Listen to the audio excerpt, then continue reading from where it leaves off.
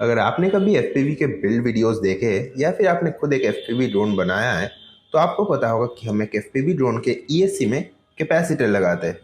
But क्या आपको पता है कि हम ये कैपेसिटर क्यों लगाते हैं? बाकी के पार्ट्स जैसे कि मोटर्स, एलईडी, कैमरा, वीटीएक्स, इन सब का जो काम है वो आपको दिखता है या फिर एक ना एक फॉर्म में आपको पता होता है कि ये सब क्या काम करते हैं। जैसे मोटर्स थ्रस्ट प्रोड्यूस करता है, ड्रोन को ऊपर उठाता है, कैमरा वीडियो को कैप्चर करता है, फिर वीटीएक्स वीडियो को वापस भेजता है गॉगल्स तक। इन सब के काम आपको पता होते हैं।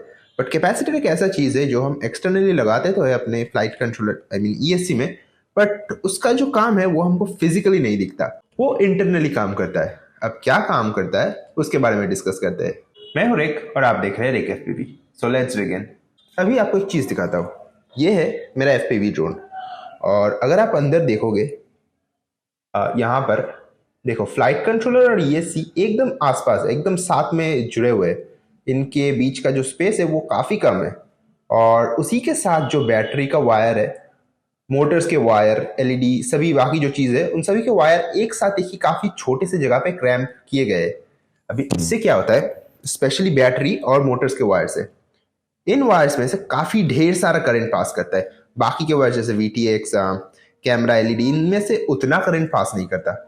बट जो मोटर्स के वायर है और जो बैटरी का वायर है, इनमें सबसे ज़्यादा करंट पास करता है। अभी आपको पता होगा कि अगर एक कंडक्टर से करंट पास करता है तो उसके आसपास एक मैग्नेटिक फील्ड प्रोड्यूस होता है। अभी जब ये मैग्नेटिक फील्ड एक फ्लाइट कंट्रोलर के इतने पास प्रोड्यूस होता है तो फ्लाइट कंट्रोलर में जितने भी सेंसर्स है उनमें काफ़ी ज़्यादा इलेक्ट्रिकल नॉइज पैदा होता है। तो इससे क्या होता है कि जो फ्लाइट कंट्रोलर का कैलकुलेशन वगैरह है, जो वो कैलकुलेशन करता है कि कैसे ड्रोन को स्टेबल रखना है, पिड लूप, जो सब कुछ चलता है, उनमें इन इलेक्ट्रिकल नॉइजेस की वजह से काफ़ी सारे एरर्स पैदा होते हैं। अभी अगर उन एरर्स को ठीक से सही नहीं किया गया तो आपका ड्रोन चलते वक्त आसमान से गिर सकता है। अभी इसी प्रॉब्लम को सॉल्व करने के लिए होता है कैपेसिटर। अगर आपने क्लास 11th और 12th में साइंस लिया था या आप साइंस लेने वाले हो तो फिजिक्स में आप पढ़ोगे कैपेसिटर्स के बारे में। तो कैपेसिटर का काम क्या होता है? कैपेसिटर करंट को स्टोर करता है और उसको डिमांड होने पर रिलीज करता है सर्किट में। तो इससे होता क्या है, तो इससे जितने भी इलेक्ट्रिकल नॉइजेस प्रोड्यूस होते हैं अपने सर्किट में, उन सब को जो कैपेसिटर है वो स्मूथ आउट कर देता है। अभी स्मूथ करने से क्या होगा? फ्लाइट कंट्रोलर के पास काफी कम इलेक्ट्रिकल नॉइजेस जाएगा, तो जो एरर होने वाले फ्लाइट कंट्रोलर में वो काफी कम होगा।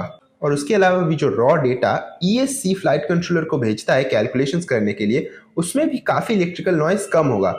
इससे फ्लाइट कंट्रोलर के जो सीपीयू का लोड है वो भी काफी कम हो जाएगा, क्योंकि उसको उतना फिल्टर नहीं करना पड़ेगा जो नॉइज आ रहा है उसको। अभी उसी के साथ साथ अगर आपका एक एनालॉग बिल्ड है, जैसा कि मेरा ये वाला ड्रोन है, इसमें अगर आप कैपेसिटर नहीं लगाते हो तो जो कैमरा का जो गॉगल्स में आप देखते हो, जो वीडियो आप देखते हो, उसमें काफ़ी ज़्यादा नॉइज आएगा।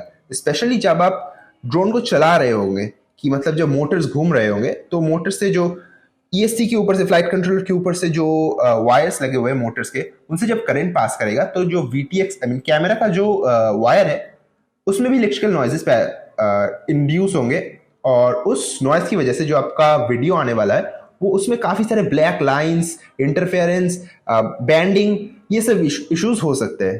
तो उससे बचने के लिए आप कैपेसिटर लगा सकते हो अपने कैमरा में, अपने वीटीएक्स में, या फिर जो डिफॉल्ट होता है ईएससी में वो तो आप लगा ही सकते हो। तो आप ये देख सकते हो कि मेरा जो डिफॉल्ट वाला कैपेसिटर है वो ईएससी में तो लगा हुआ है, बट इसके अलावा भी अगर आपका फिर से नॉइज आ रहा है वीडियो में तो आप एक एक्स्ट्रा और कैपेसिटर लगा सकते हो वीटीएक्स के सामने या फिर कैमरा के सामने। अब जितना ज्यादा चाहे कैपेसिटर लगाते जाओ। There is no limit to how many capacitors you can put in your drone. हाँ, लिमिट होता है कि स्पेस फैक्टर हो जाता है कि आप उतना ज्यादा कैपेसिटर एक फ्रेम के अंदर फिट नहीं कर पाओगे, but practically, theoretically speaking, there is no limit to how many capacitors you can put in your drone. The more capacitors there are, the greater the filter and the better it is for your drone. But हाँ, एक capacitor सही है ESC के सामने, और उसके साथ वीटीएक्स में भी थोड़ा बहुत लगा सकते हो अगर आपको नॉर्मली बहुत बहुत सारे लाइंस वगैरह आ रहे हैं वीडियो में, but one capacitor at the ESC is enough. अभी बात करते हैं कि अगर कैपेसिटर नहीं होता ड्रोन में तो क्या होता। कुछ भी नहीं होता, क्योंकि आज के जो ईएससी फ्लाइट कंट्रोलर है उनमें इनबिल्ट कैपेसिटर्स होते हैं काफ़ी छोटे छोटे, जो कि इन इलेक्ट्रिकल नॉइजेस को वाइप आउट या फिर फिल्टर कर सकता है। बट हम अलग से कैपेसिटर इसलिए लगाते हैं ताकि जो रॉ डेटा जा रहा है वो ऑलरेडी फिल्टर होकर जो फ्लाइट कंट्रोलर में है उसमें जाता है, ताकि फ्लाइट कंट्रोलर में लोड कम पड़े। और कुछ सिनेरियोज में हो सकता है कि अगर आप एक्सटर्नल कैपेसिटर नहीं लगाते हो तो आपका जो ड्रोन है वो बंद होकर भी गिर सकता है। अभी उसके अलावा भी VTX में वीडियो में प्रॉब्लम आएगा, वीडियो में बैंडिंग्स होंगे या फिर जो ग्लिचेस इंटरफेरेंस ज़्यादा होगा VTX में वीडियो में, तो वो एक प्रॉब्लम है। बट उसके अलावा भी काफ़ी रेयर सा एक प्रॉब्लम आ सकता है। आप जो एक्सटर्नल कैपेसिटर लगा रहे हो वो अगर आप नहीं लगाते हो तो जो रॉ डेटा जा रहा है वो नॉइज से भरा हुआ होता है, और जो इनबिल्ट कैपेसिटर्स होते हैं फ्लाइट कंट्रोल ESC का, वो उसको उतनी अच्छी तरह से फिल्टर नहीं कर पाता। इसके लिए जो डेटा पहुंच रहा है फ्लाइट कंट्रोलर तक वो काफ़ी नॉइजी होता है और फ्लाइट कंट्रोलर कंफ्यूज हो जाता है, और उसके बाद flight controller will freak out and it will just stop working. तो इस वक्त अगर आपका ड्रोन फ्लाई कर रहा होता है तो वो गिर जाएगा, जाहिर सी बात है। अभी बात करते हैं कि कैपेसिटर इन इलेक्ट्रिकल नॉइजेस को फिल्टर करता कैसे है। तो मैंने जैसे बताया पहले कि capacitor stores electrical current when it is connected to a battery and releases it on demand. इसका मतलब मान लो अचानक से आपका करंट जो है वो बढ़ गया।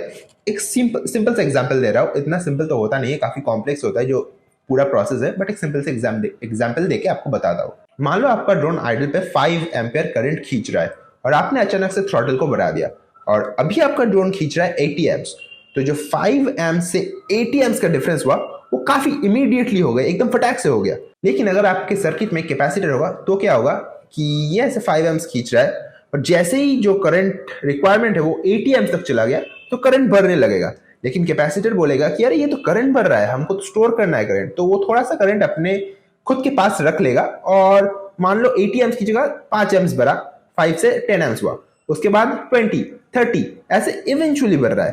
तो आपका जो करंट रहा है वो अचानक से 5 एम्प्स से 80 एम्प्स जाने की वजह से 5, 10, 15, 20 ऐसे करके इवेंचुअली 18 एम्प्स तक जा रहा है। तो ऐसे ये जो कैपेसिटर है वो करंट ड्रॉ को स्मूथ बनाता है। अभी करंट डिक्रीज होने के टाइम में भी सेम जाता है, कैपेसिटर ने ऑलरेडी करंट स्टोर करके रखा है। तो मान लो आप हाई थ्रॉटल पे हो और अचानक से अपने थ्रॉटल को डाउन कर दिया, तो 80 एम्प्स से अभी 5 एम्प्स रिक्वायरमेंट हो गया है, मोटर के जो करंट रहा है वो 5 एम्प्स पे आ चुका है। तो अभी सर्किट में क्या होगा, 80 एम्प्स पे वो 5 एम्प्स तक आना चाहेगा, लेकिन कैपेसिटर बोलेगी कि अरे ये तो करंट डिक्रीज हो रहा है, हमको डिक्रीज नहीं होने देना, हम ये लो, मैं जो पहले स्टोर करके रखा था करंट वो तुम ले लो और आहिस्ता आहिस्ता डिक्रीज हो। तो पहले 80 से आएगा 70, 60, 50, 40 ऐसे करके 5 एम्प्स तक आएगा। तो फिर से जो डिक्रीज होने का रेट है वो स्मूथ हो गया, इवेंचुअली डिक्रीज हो रहा है instead of 80 to 5 amps immediately. तो ऐसे जो कैपेसिटर है वो जो करंट रहा है उसको स्मूथ करता है। तो ये मैंने एक काफी स्पेसिफिक सा सिनेरियो बताया, लेकिन जो ड्रोन में होता है वो काफी सारे इलेक्ट्रिकल नॉइजेस होते हैं जो हाई करंट कैरिंग वायर्स है, मोटर्स के वायर, बैटरी का वायर, इन सभी वायर्स में प्रोड्यूस होता है एक मैग्नेटिक फील्ड जो in turn electrical disturbances produce करता है फ्लाइट कंट्रोलर के सेंसर्स में। तो इन्हीं सब चीजों को, इन्हीं सब इलेक्ट्रिकल नॉइजेस को स्मूथ करता है, फिल्टर करता है अपना जो कैपेसिटर है वो। अभी इसके लिए हम कैपेसिटर अलग से लगाते हैं ड्रोन में। तो अगर आपका ड्रोन काफी अनस्टेबल फील हो रहा है तो आप एक बार अपने कैपेसिटर के कनेक्शंस को देख लो, शायद आपका कैपेसिटर जो है वो लूज हो गया है या फिर वो खराब हो चुका है, तो आप अपना कैपेसिटर चेंज कर सकते हो। और उसी के साथ अगर आपके पास एक एनालॉग VTX सिस्टम है तो उसमें अगर काफी ग्लिचेस, काफी इंटरफेरेंस आ रहा है, बैंडिंग लाइंस वगैरह आ रहा है, तो आप फिर से चेक कर सकते हो कैपेसिटर। अगर आपका कैपेसिटर सही है तो आप VTX के ऊपर एक कैपेसिटर अलग से लगा सकते हो, या फिर कैमरा के पास भी एक कैपेसिटर अलग से लगा सकते हो, तो उससे आपका जो नॉइस है वो रिड्यूस हो जाएगा।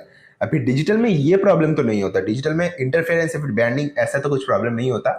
लेकिन अगर आपका कैपेसिटर खराब है तो क्या प्रॉब्लम हो सकता है कि डिजिटल में आपको रेंज कम मिलेगा।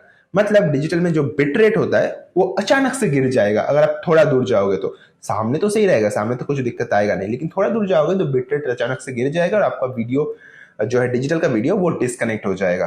तो इसीलिए कैपेसिटर काफी इंपॉर्टेंट है एक FPV ड्रोन के लिए। अगर आप एक्सटर्नली एक कैपेसिटर लगा रहे हो तो सही है, लेकिन अगर आपका एनालॉग बिल्ड है और थोड़े बहुत प्रॉब्लम्स आ रहे हैं वीडियो में तो आप 2 कैपेसिटर और लगा सकते हो, एक कैमरा के पास और एक VTX के पास। तो आपका जो बैंडिंग वगैरह या फिर इंटरफेरेंस है वो थोड़ा बहुत इंप्रूव हो सकता है।